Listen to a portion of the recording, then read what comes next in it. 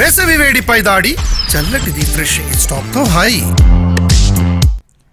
చిత్తూరు జిల్లా భౌగోళిక స్వరూపం మారబోతోంది. కొత్త జిల్లాల విభజన, నియోజకవర్గాల మార్పుతో జిల్లాలు మరింత చిన్నదిగా మారనుంది. ఇప్పటికే వైసీపీ ప్రభుత్వం చేపట్టిన జిల్లాల విభజనతో విద్య, వైద్య, పారిశ్రామిక, పర్యాటక ప్రాంతాలను కోల్పోయి చిత్తూరు అనాథగా మిగిలింది. ఇప్పుడు ప్రజల అభ్యర్థనలు, పరిపాలనా సౌలభ్యం పేరుతో కూటమి ప్రభుత్వం తీసుకున్న నిర్ణయంతో చిత్తూరు మరింత చిన్నబోయేలా ఉంది. చిత్తూరు జిల్లా స్వరూపమే మారిపోబోతోంది.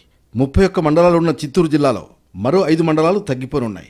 పుంగనూరు నియోజకవర్గంలోని 5 మండలాలను మదనపల్లి రెవెన్యూ సబ్ డివిజన్లో కలపనున్నారు.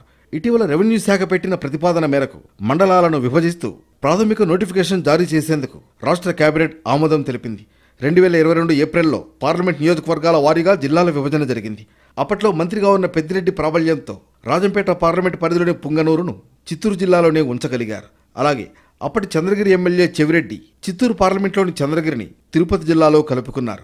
తిరుపతికి చంద్రగిరి పక్కనుండడంతో అభ్యంతరాలు రాలేదు. పుంగనూరు విషయంలో మాత్రం ఎప్పటినుంచో అభ్యంతరాలున్నాయి. పుంగనూరు నియోజకవర్గం చిత్తూరు జిల్లా కేంద్రానికి దూరంగా ఉందని స్థానికులు వాదిస్తున్నారు. అన్నమయ్య జిల్లా కేంద్రానికి, మదనపల్లి రెవెన్యూ సబ్ డివిజన్ కార్యాలయానికి దగ్గరంటున్న ప్రజల కోరిక మేరకు ప్రభుత్వం ఈ నిర్ణయాన్ని తీసుకున్నట్లు తెలుస్తోంది. పుంగనూరు నియోజకవర్గంలోని అన్ని మండలాలను మదనపల్లి సబ్ డివిజన్లో కలపాలని ప్రభుత్వానికి జిల్లా నుంచి ప్రపోజల్ వెళ్లింది.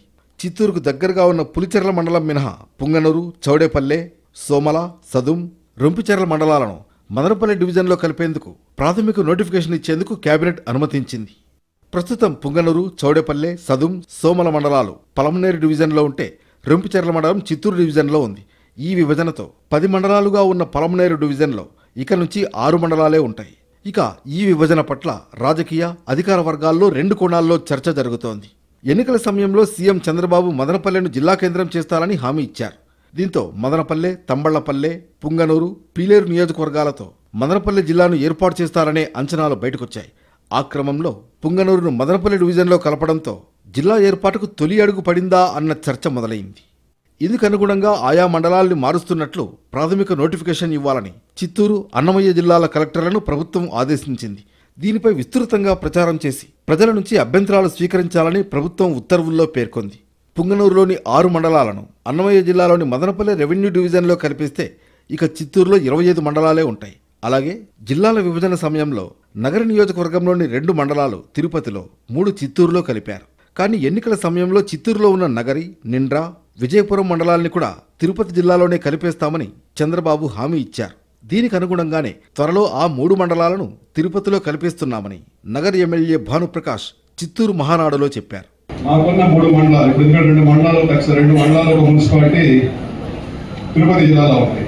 మిగతా 3 మండలాలు మున్సిపాలిటీ కూడా తిరుపతి జిల్లాలో కలపాలి. ఎందుకంటే అది చిత్తూరు మీద ఇబ్బంది కాదు, ఓన్లీ లాజిస్టిక్స్, రాను పోను, హాస్పిటల్, విద్య అంతా అక్కడ అనుకూలం, సానుకూలం కాబట్టి అది కూడా చేయాలి.